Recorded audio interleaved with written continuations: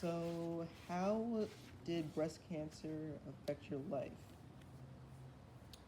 So when I found out I had breast cancer, it was 2021. That was after having had pandemic that started in 2020. And it was also after having had a husband who had cancer diagnosed in 2019. So we had been through the daily life changes of someone having cancer to a degree. But when I found out,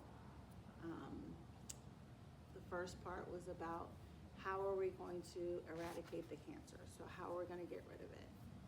I could have had just a part of my breast taken off, but because I was afraid of a recurrence, I elected to have both of my breasts taken off.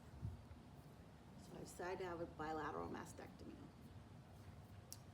After that, the next thing was going to be when I was going to have surgery and how long I would be out, which ended up being about 6 weeks to recover after surgery. Generally, the surgery is a lot and it makes you really tired.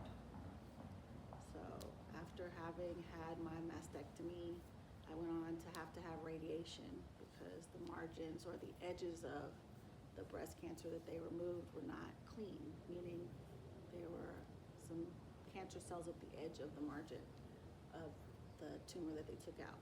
So I ended up having to have radiation, which was 5 days a week for 5 weeks. I did that while still working full time.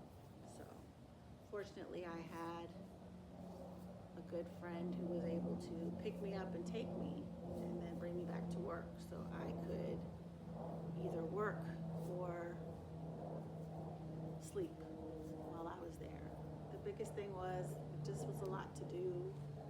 There's been a lot of changes in terms of how I feel in general. Sometimes I'm a little more tired because of the medicines that I take to prevent the cancer from recurring.